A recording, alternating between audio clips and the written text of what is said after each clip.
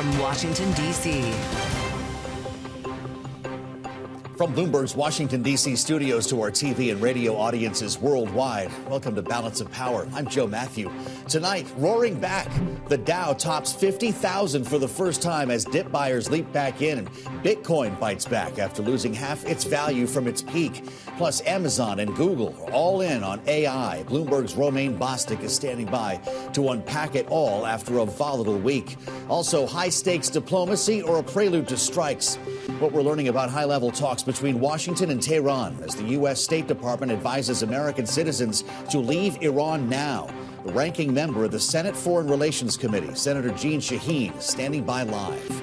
And the staffer did it. The White House shifting blame after President Trump's social media account posts and later deletes a blatantly racist video depicting the Obamas as apes. The only black Republican in the Senate, Tim Scott, calling it the most racist thing I've seen out of the White House.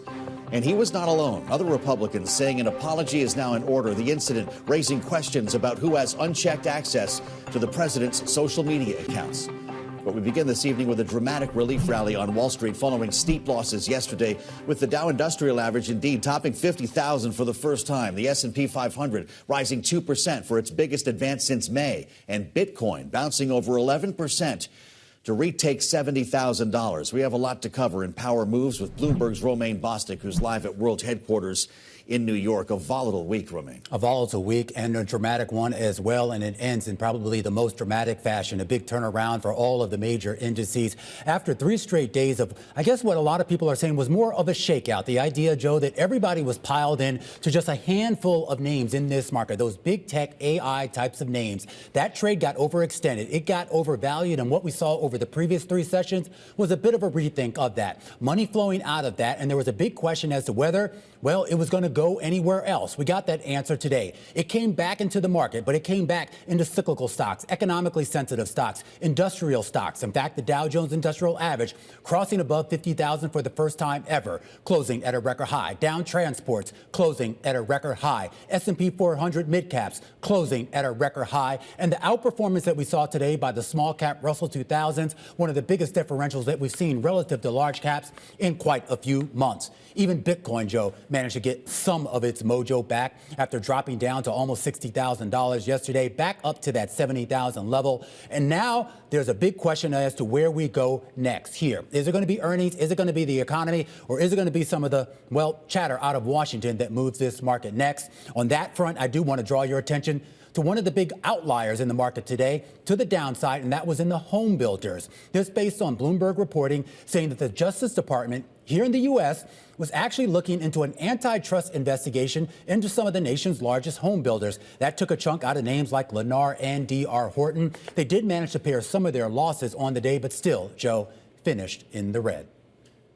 Amazing the impact that Washington has had on this market, Romain. Just so we have a sense going into another important earnings week here. When do we know, when it comes to high tech specifically, the broad market seems to be pretty healthy, as you already pointed out, with record highs in a series of indexes. When do we know in high tech if this is the dead cat bounce or a real change in sentiment? Well, the interesting thing is most of the big tech companies have already reported, except for, well, the biggest tech company out there, and that is NVIDIA. They traditionally report late in the season. They don't actually report until February 25th, Joe. That'll be probably the next big read, and I can assure you, I hope you're here that day, that will be a big market event no matter what they have to say.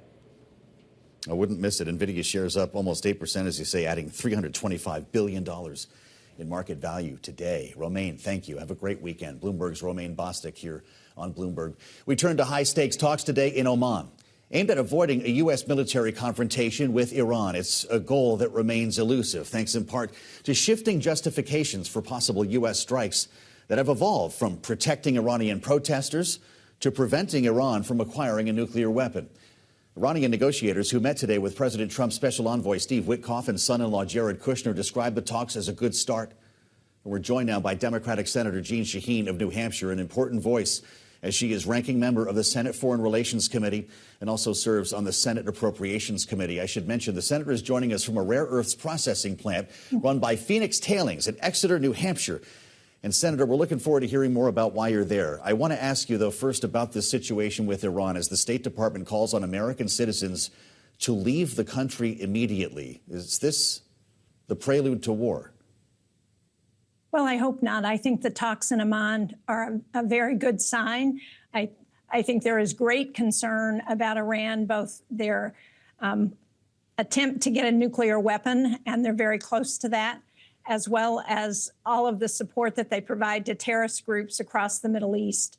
So negotiations are always better than fighting, and I hope that these negotiations will lead to something. Well, I do hear you on that, but the president, of course, has kept military options on the table. We have a massive armada, as he likes to call it, off the coast of Iran, prepared to strike. The USS Lincoln Carrier Strike Group is there, and we've put a number of other assets in the region. The president has repeatedly said things like help is on the way to protesters. He said this week that Iran should be very worried. Some have suggested that every time the president has assembled this much hardware, he has intended to use it. How about this time? Well, we don't know. I don't have any insights into the president's thinking about this. But again, that's why these talks are so important. If we can reach some agreement around Iran's support for terrorist groups in the region, if we can reach some support around slowing down their effort to get a nuclear weapon, that will be positive, not just for the region, but for global security. So there's a lot riding on these talks. I hope they're going to stay at the table and come to an agreement. Can I ask what you think about who's at the table? These are being framed as indirect talks, Senator. But we once again see the president's special envoy, Steve Witkoff, and his son-in-law, Jared Kushner, speaking for the United States. Are those the two people who should be in the room? Well, I hope that they've got some backup from the State Department as well. But the fact is, it's important to have somebody who can speak for the president, who's close to the president, so that they have some credibility as they go into talks. And I think both Steve Witkoff and Jared Kushner have that credibility. Well, in the spirit of national security, we've been talking a lot about critical minerals and rare earths here in Washington this week. The president gathered a number of countries, in fact, to start work on what is at least beginning as a $12 billion critical minerals stockpile. And it's something that you've been leaning into as well with your Secure Minerals Act. I'd like to ask you what you're looking at here. It's a bipartisan piece of legislation as you join us, as I mentioned, from Phoenix Trailings, a rare earths processing plant with its eyes on American minerals and processed here in the United States. What would your legislation do to add to what the president's up to? Well, Phoenix Tailings is a company here in Exeter, New Hampshire, where I am, as you can see from my backdrop right now.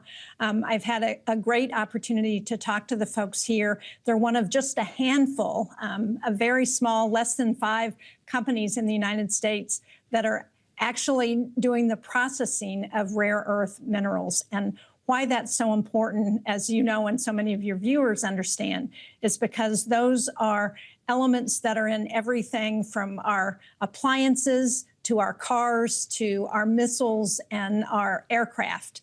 So they are critical to everything we do. And right now, 90% of the processing of those elements is being done in China.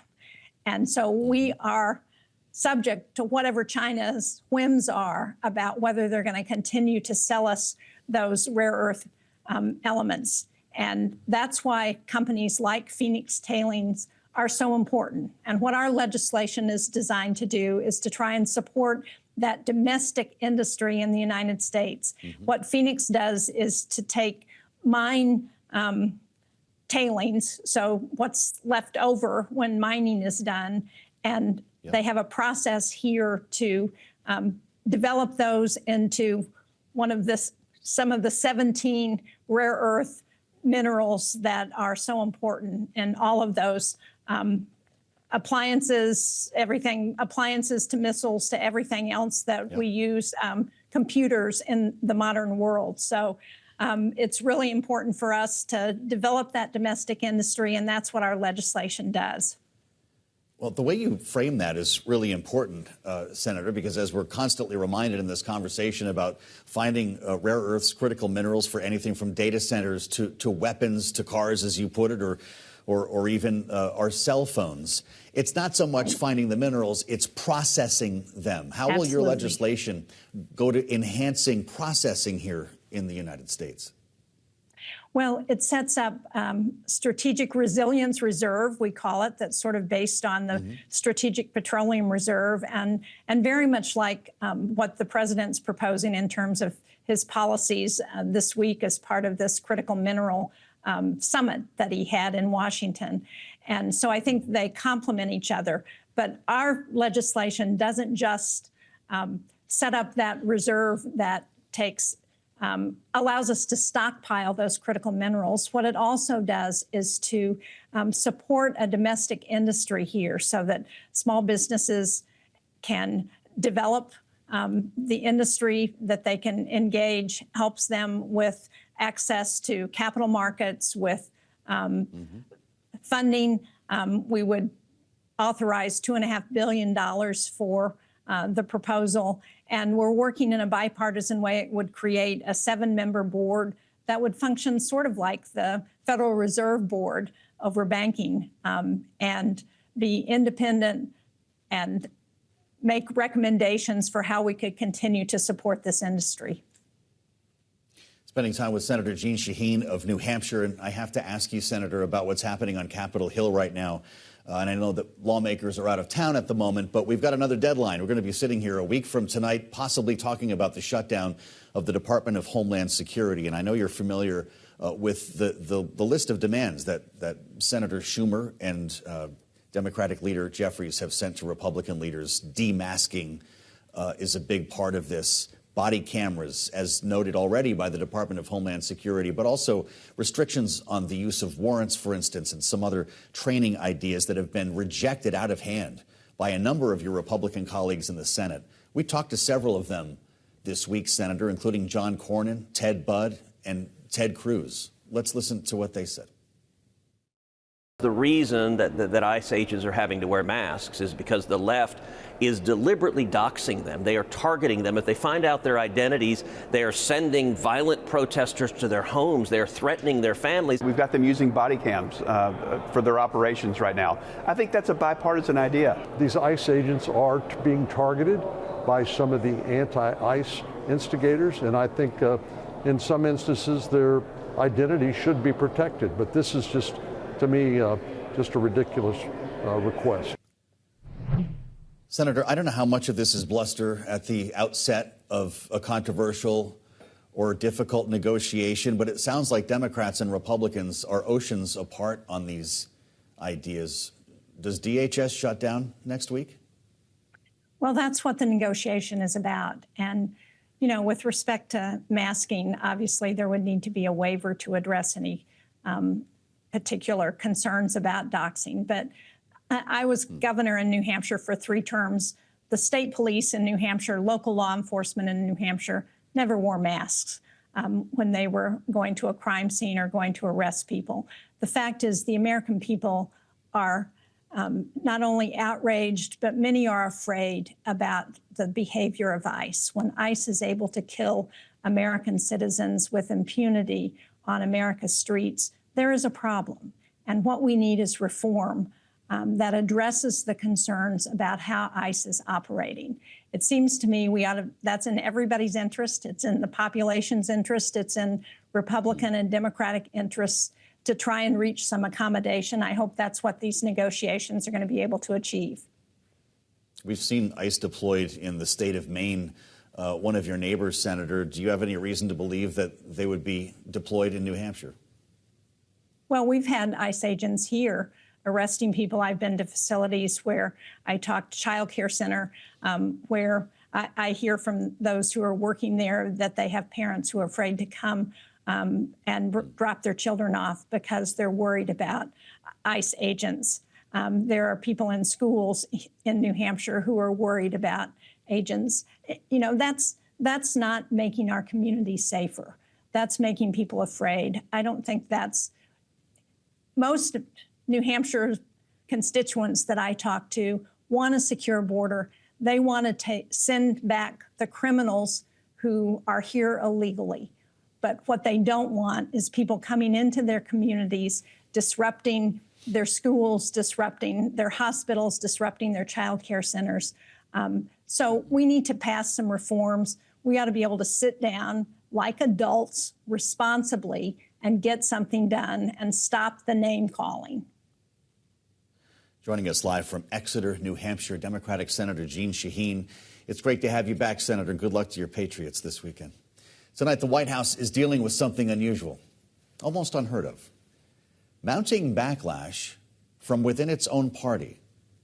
And it comes after the president's social media account posted a video depicting former President Barack Obama and First Lady Michelle Obama as apes.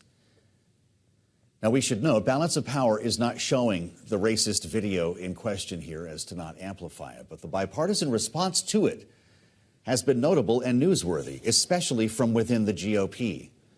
The only black Republican in the U.S. Senate, Tim Scott, a close ally of the president, on social media, quote, praying it was fake because it's the most racist thing I've seen out of this White House.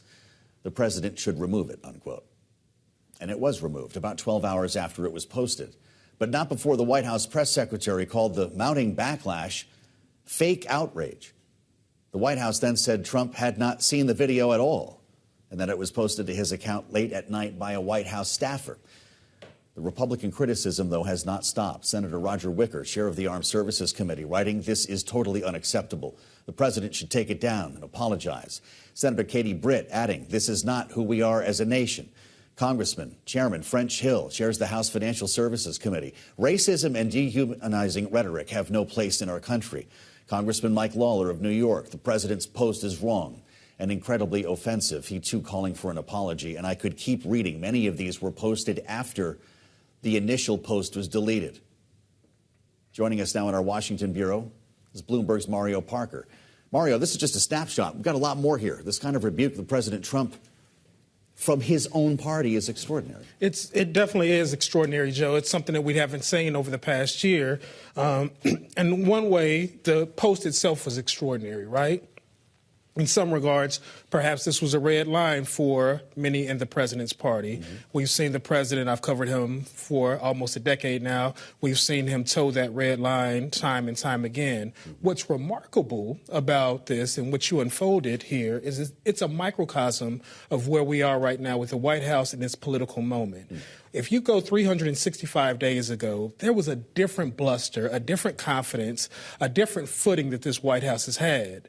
Today, you saw Caroline Leavitt, her instincts were to have that footing, right? Yes. It was a more combative tone.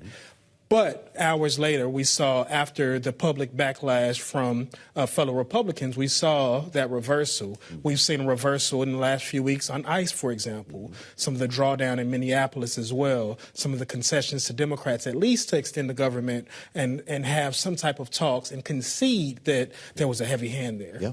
It's noteworthy that we have this pushback, but as you note, it's not anything new from Donald Trump. I remember talking to you about his comments at the NABJ to Rachel Scott, for instance, considered highly controversial to the point where it might end his presidential campaign. We didn't see backlash like this then. Why now?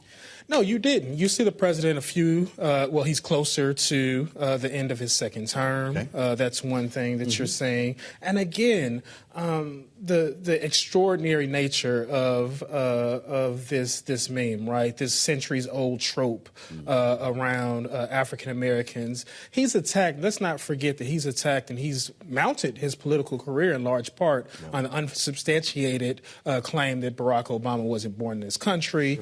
Sure. We've seen the president speak out about the NFL years ago with the kneeling. Yeah. We've seen some of his comments around George Floyd, the Central Park Five, et cetera, as well. But again, what we're seeing, especially in this midterm year, is Republicans perhaps having less of a stomach for this with their own political futures in the balance. You mentioned the initial reaction from the White House. Press Secretary Caroline Leavitt initially said, "This is from an internet meme depicting President Trump as the king of the jungle and Democrats as characters from The Lion King. In other words, nothing to see here." Then we find out it came from a staffer. How many people have the president's social media account? That's a good question, right? What we did during the course of the day, I kind of led our reporting on this, and I heard directly from some of the president's allies who said that later said that the president didn't know about this video. He was outraged when he saw it. They noted that Dan Scavino, one of his top aides who does have access to the president's social media account, was on honeymoon. He recently got married as well. Okay. They pinned a lot of this on a staffer. But as you noted, Joe, this was up for 12 hours. Right. And the outcry really crescendoed. That's the point at which we saw the about face from the White House. Remarkable, Mario. Thank you so much for your reporting today. Bloomberg's Mario Parker with us here in Washington. Coming up, 4 of the Mag 7 are forecasting capital expenditures will reach $650 billion this year. An eye-watering sum that's generating more questions on Wall Street. And we'll get into it next on Balance of Power on Bloomberg TV and radio.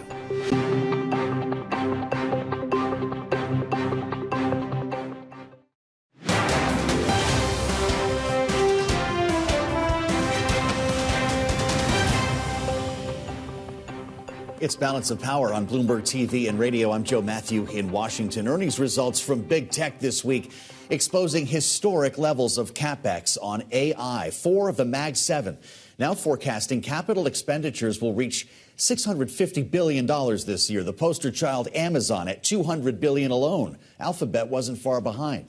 Joining us now with more is Bloomberg's Mike Shepard. This spending isn't new, Mike, but it's blowing the doors off expectations. Where's it all going? It really is. And what it is going to go toward, Joe, over the next year and next several years, really, is the build out of all these data centers that these companies are betting will power their new AI tools. Each has really made an almost existential wager on developing artificial intelligence, not only in terms of competition with each other, but global competition with rivals in China and elsewhere. And they want to make sure that they are in the lead. And as analysts have put it, this is a winner-take-all competition, and none of them is really in any kind of position to want to lose. Well, and they're all sitting, or at least were sitting, on massive piles of cash, depending on which company you're talking about, but they're turning to the debt market to finance a lot of Well, you're right, Joe, and this is a good point to bring up because it does raise questions about how are they going to pay for all of this? Right. Each of these companies you just mentioned, Joe,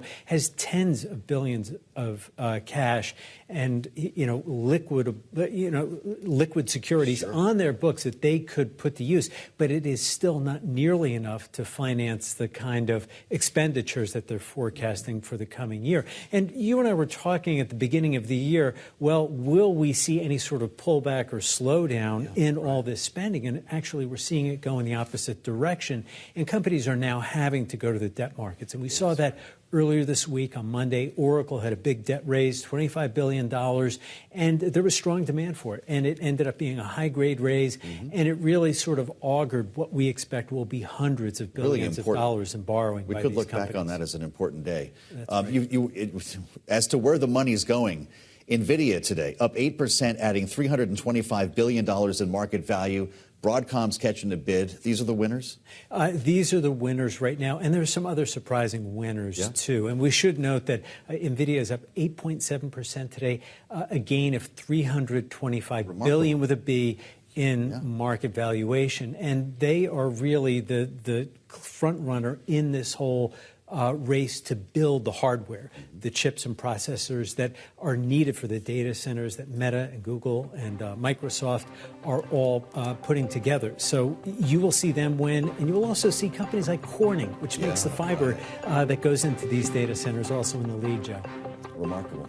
Shep, thank you so much. Bloomberg's Michael Shepard with the big bucks. We thank you. Much more ahead on Balance of Power on Bloomberg TV and radio.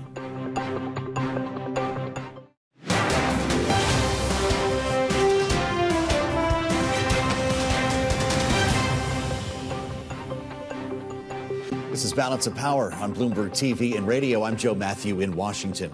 The U.S. and Iran holding indirect talks today aimed at easing tensions that have threatened to spiral into war. Following the meeting, Tehran said this will be the first stage of a longer diplomatic process, calling it a good start. But even with cautious optimism over a diplomatic solution, the U.S. virtual embassy in Iran is calling on American citizens to leave the country immediately on concerns around possible strikes. President Trump just signed an order now threatening 25% tariffs on countries buying products from Iran. Joining us with the latest on all of this is Bloomberg's Eric Martin, who covers the State Department. And Eric, it doesn't sound like we're on the verge of a diplomatic solution. What can you tell us?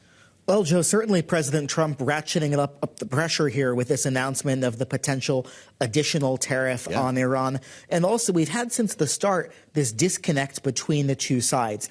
We've had Tehran, first of all, asking for this to be moved. We spoke with Secretary Rubio at the press conference on Wednesday, where he talked about the uncertainty introduced by Tehran's demand that these talks be moved from Turkey to Oman. But they continued. But the U.S. wants these talks to include three different things.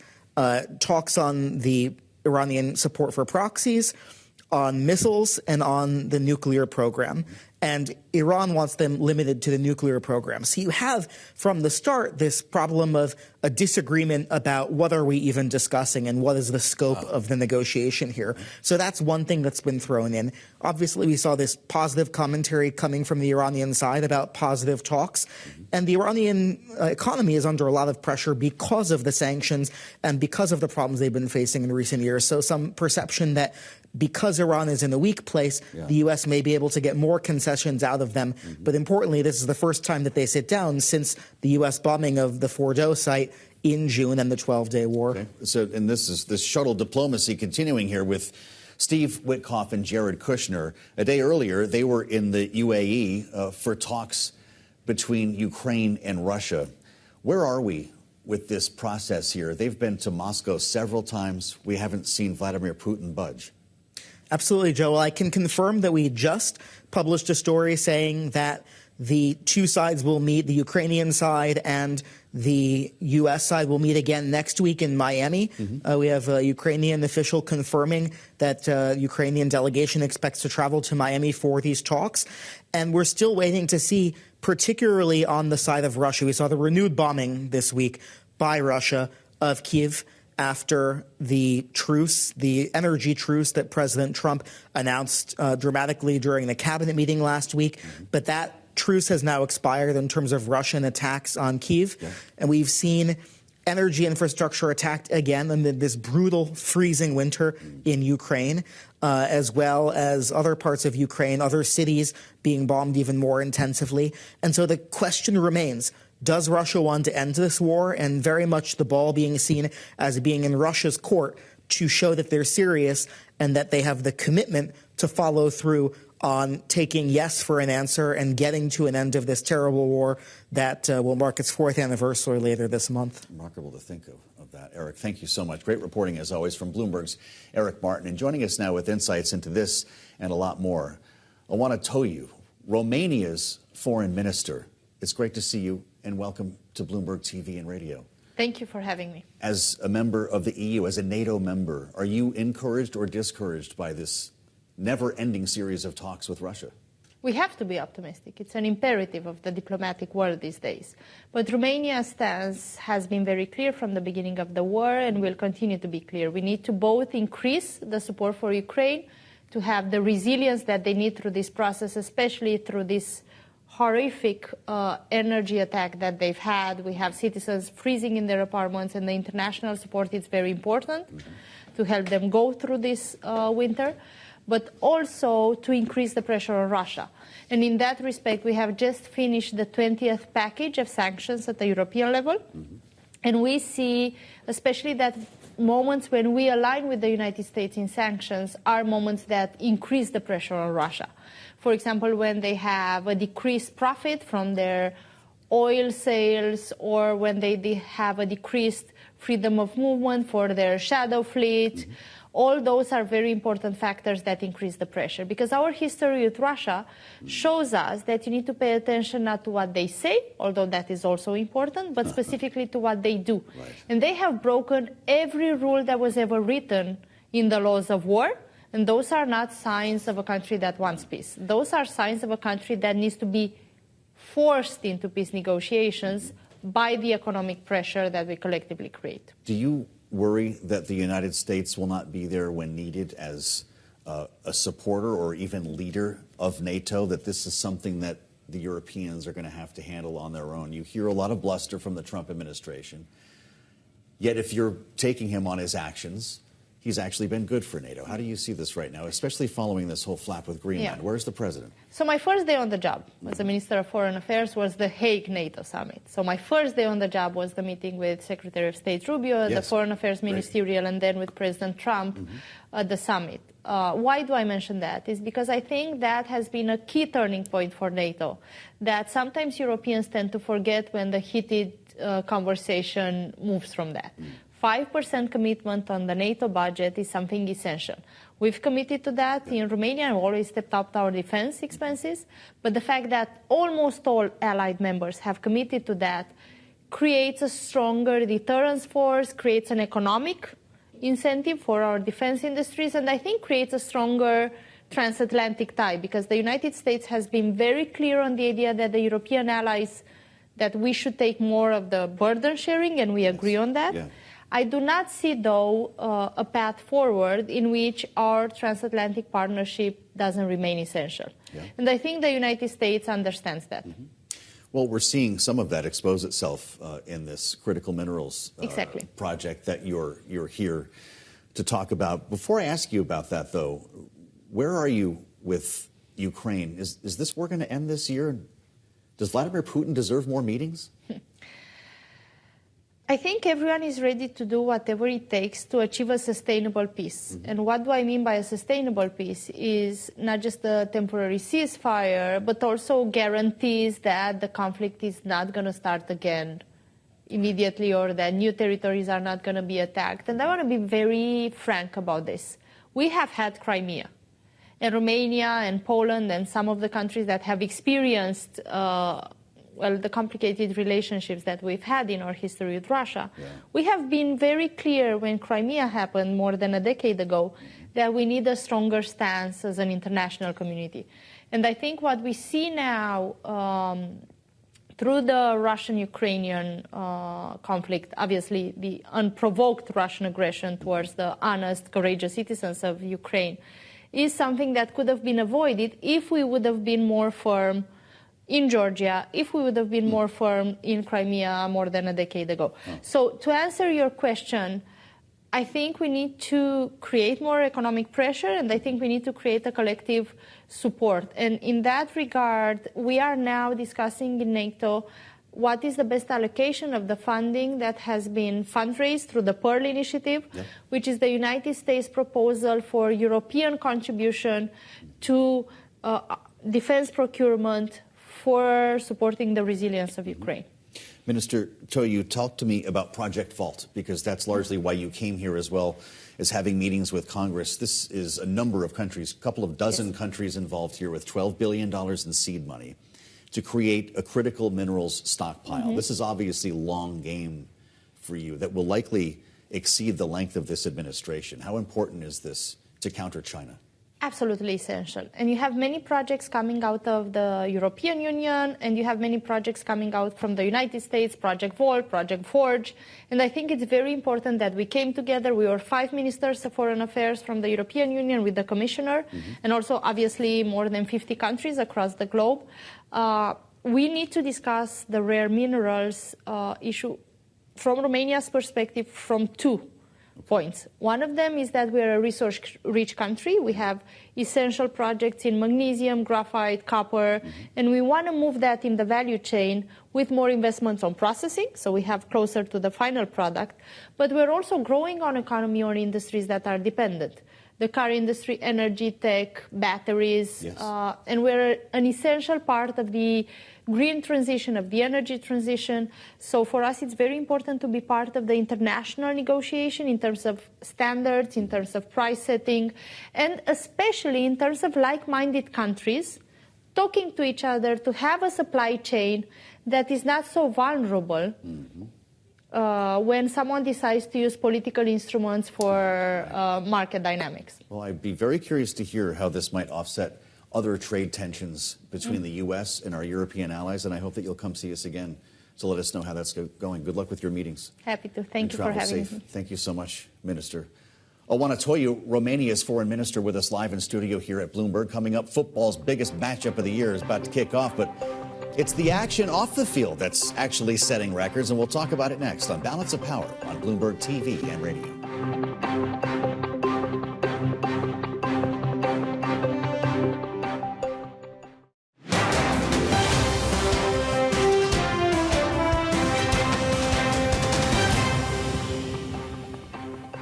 This is Balance of Power on Bloomberg TV and radio. I'm Joe Matthew. Thanks for joining us. Much more on today's top stories when we assemble our political panel next. First, the stories we're watching in today's Power Brief. Construction of a $16 billion rail tunnel that would connect northern New Jersey with Midtown Manhattan is now officially on hold. After federal funding was frozen, the Gateway Development Commission, which is building the tunnel, said work would be stopped at 5 p.m. New York time if the Trump administration did not restore funding it cut off back in October. We are now 45 minutes past that time. According to the commission, the suspension will wipe out almost 1,000 jobs immediately, put 11,000 others at risk, and imperil almost $20 billion in related economic activity.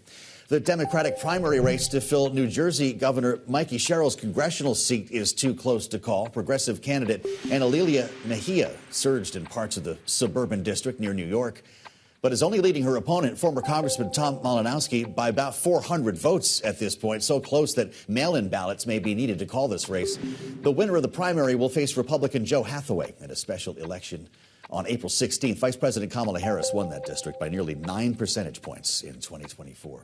And Democrats in Virginia out with a new congressional map that would produce a near wipeout of Republican seats in the state. Redrawn lines could help elect Democrats in as many as 10 of the state's 11 districts, or so they hope, and will go a long way to helping Democrats take control of the House in the fall, though the plan still faces hurdles to passage. The Virginia delegation is now split between 6 Ds and 5 Rs. And ahead of this Super Bowl weekend, it's the action happening off the field that's already setting records. And I am not referring to the competing halftime shows. The American Gaming Association estimating a record $1.76 billion will be wagered on Super Bowl 60 this year, which would be up almost 27% from last year. That according to ESPN. It's a lot of money. On the early edition of Balance of Power today, I spoke with the man Forbes called the last casino mogul, Derek Stevens, CEO of the Circa, Golden Gate, and D-Casino Resorts in Las Vegas. Take a listen. As far as the success here in Las Vegas, it really comes down to how the tourism goes and will the city fill up again. I think most people realize that the very best place to go in America is Las Vegas for the Super Bowl. If you're not actually going to the game, there's nothing better than Las Vegas. A great place to go. The home of Super Bowl betting. And we should have, I think, set some records here this year on legal wagering. Yeah, well, okay, with regard to that, the American Gaming Association put a number on it. They're estimating $1.76 billion wagered on the Super Bowl this year through legal sportsbook operators in the U.S. How much of that is going through sportsbooks like yours in Las Vegas? Yeah, I mean, quite a bit. I mean, we just took, Circa Sports just took its first $1 million bet. I'm hoping to have a few more of those here before kickoff. I'm very much hopeful that we break a legal record. And that's in light of the fact that from the illegal side or in the prediction market side, they may do more than just even the legal bookmakers do in 2026. Wow. Look, I was blown away by this. So you're allowing bets of up to $1 million, $1 million limit on sides to spread the total at the counter in Las Vegas. How many guys do you think show up this weekend and plunk down $1 million before the game? Well, I'm hoping quite a few. We've had one so far. We hope to get a few more. So, yeah, that's our limit. That's our limit when you walk in at the counter. We'll move the number after that, and we hope to get a little buyback. But overall volume, sports betting volume has been pretty strong here leading up to the game. Now we're still more than 48 hours away, and you're going to get 90% of the action is going to come in the next 48 hours. Yeah, something tells me it's going to be a fun weekend on Fremont Street. You can catch my full conversation with Derek Stevens, CEO of Circa Resort, Circa Sports online or on the terminal. Joining us now with their reaction, this evening's political panel. They're set for the game. Bloomberg Politics contributor, Republican strategist Rick Davis is here, partner at Stone Court Capital, alongside Democratic strategist Matt Bennett, Executive Vice President for Public Affairs at Third Way. Gentlemen, great to see both of you. The optics surrounding the Super Bowl are always fascinating. Rick, I'll remind you, last year, President Trump became the first president to ever attend one. He's not doing it this year, he says, because of the halftime show. So it's a party at Mar-a-Lago. Still, you won't be able to hide from the president with the interview during halftime and all the rest of it. How does he seize on this to his benefit? Yeah, I mean, kudos to him. Joe Biden skipped the interview in his last year in office, and Donald Trump not only attended the game, but now is doing the interview. So, you know, you get a lot more from Donald Trump when it comes to organized professional sports and certainly football. Second only to the UFC fights and things like that he likes to attend. So, look, he's always good theater. He's going to divide the stadium. I mean, probably one of the reasons he's not going is you don't want to get a lot of boos. I would say John McCain didn't like going to sporting events because he didn't like getting booed either, because nobody wants to see a politician at a sporting event. That's pretty good, Matt. The president is going to say some things here in the NBC interview about Bad Bunny, of course, the halftime show. Quote, "I am anti-them. I think it's a terrible choice. All it does is sow hatred. Terrible." Caroline Levitt said he'd much prefer to watch the Kid Rock halftime show at Mar-a-Lago. So I'm assuming that is what will be on the screen. How are we at a point where half the country cannot stomach the halftime show on the Super Bowl because of politics? Yeah, it's horrible. I mean, this is what Trumpism has wrought. I mean, a divide over the most popular pop star on planet Earth, who, while he is a native Spanish speaker and from Puerto Rico, is an American citizen. And a lot of Trump supporters have said, well, why don't we have an American playing the Super Bowl? First of all, we've had a lot of people who are not Americans playing the Super Bowl halftime show, but this guy happens to be American. It is completely nuts. I don't know what he's talking about. Now, Bad Bunny did have an anti-ICE pin, and he said something about ICE at the Grammys last week. I get that, you know, Trump doesn't like that, but this seems like a bad plan going after the most popular guy on earth. Enter Perry Johnson, Republican gubernatorial candidate in Michigan. Not a household name, but he's up with a Super Bowl ad, Rick. It's not only Susan Collins. Urging people to turn the channel away from Bad Bunny and to something else. He cites the Beach Boys, who played halftime in 1987 and a pregame in 1998. Rick, he said one of the last unifying Super Bowl performances he could recall. Do you agree?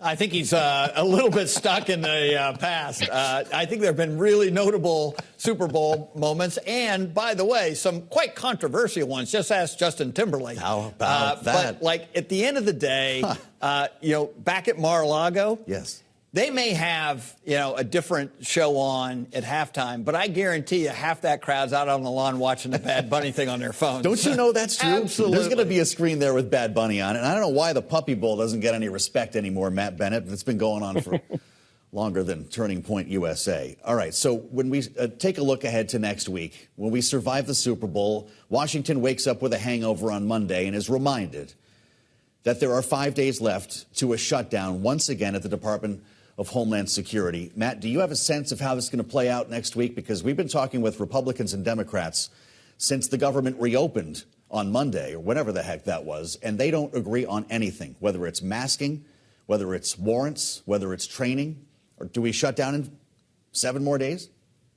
Yeah, as you noted, it's a very limited shutdown. It's just DHS. The rest of the government stays open. That's not nothing. But that's the TSA as well. And FEMA, and there's some big agencies under DHS. So it's important.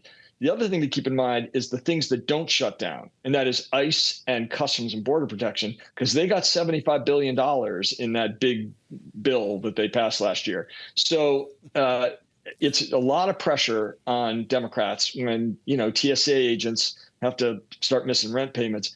I don't know how this is going to play out. I do know they're nowhere close to a deal. I mean, nowhere close. But, Donald Trump is the most unpredictable politician in American history, so who the hell knows? Well, how about rip off the Band-Aid, do a year-long CR, and everybody can stop arguing about it? Yeah, I kind of disagree with the premise. I think they're closer than you think they are. Really? I mean, everybody's staking out turf right now. Okay. Democrats unveiled their 10-point plan. Mm-hmm. Republicans said none of the 10 are what we're going to go for. But they've all actually said they're for the body cams, they're for the training. I mean, there's a lot of things on that list you could cut a deal on. And as Matt says, Donald Trump could turn tomorrow and say, I'll give you 5 of the 10, pick which ones you want, and we'll go to town. So I don't think this is as hard a nut to crack as it would seem to be. And I do think the threat of TSA going out, more than anything else, will keep the members' feet to the fire and get a deal done pretty quickly. A lot of scar tissue over that from the longest shutdown in American history. Matt, I don't know if you think that's a viable solution here, shutting down TSA, Coast Guard, and FEMA. To your point, ICE would still continue operations. Doesn't that give Republicans the upper hand? Probably, but upper hands are hard to figure out these days. I think a lot of people went into the last shutdown thinking the Republicans had the upper hand, and in the end, Democrats did open the government without getting what they wanted. But boy, did they do some political damage to Republicans around health care, damage that is going to reverberate into the midterms. So it depends on how you view victory in this fight. Ultimately, we can't keep the government shut down too long. These guys are going to have to get paid. And I think Rick's probably right. There will be some concessions on both sides, and they'll get back to work. Interesting. The president is going to be thinking about more than this next week. He's going to have his eyes on the stock market. Gentlemen, we saw a remarkable reversal of fortune today in a very powerful rally coming back from steep losses yesterday. Dow 50,000 is now our reality, and the president is already trumping about it. He just went on Truth Social while we were talking. The experts, he writes, in quotations, said that if I hit 50,000 on the Dow by the end of my term, I would have done a great job. But I hit 50,000 today, 3 years ahead of schedule. Remember, he writes, remember that for the midterms because the Democrats will crash the economy. I don't know what experts he's talking about, Rick. In fact, I'm not even sure analysts do year-end targets for the Dow at any point.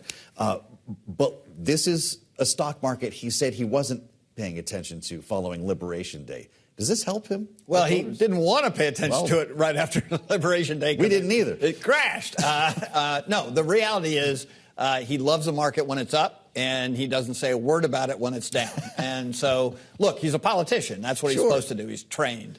But at the end of the day, it's what people feel, right? Are they experiencing the elation that he's articulating? And, most Americans aren't in the stock market. Most Americans who vote Republican aren't in the stock market. And so when you really think about it, who's he impressing right now by saying, hey, this is all about me. Without me, you don't have a stock market. And I don't think it's going to be the voters that really are going to turn out for Republicans. So there's a lot of counter-programming there, whether he knows it or not. And I don't think very many, white, male, rural, non-college educated men that are the base of his party that he needs desperately to show up are banking on a $50,000 Dow. Just 30 seconds, Matt. Do you agree? Who's the audience for this? Bloomberg viewers, I guess. They care a lot about the market. But I think Rick's exactly right. The problem with talking about the market is, one, it could go down tomorrow. So banking on the market is a bad bet if you're a politician. And two, most people aren't in the market. Won't get a post then. Matt, thank you. Rick Davis, Matt Bennett. Have a great weekend, and make sure to tune into a brand new Wall Street Week next with Bloomberg's David Weston. This is Bloomberg.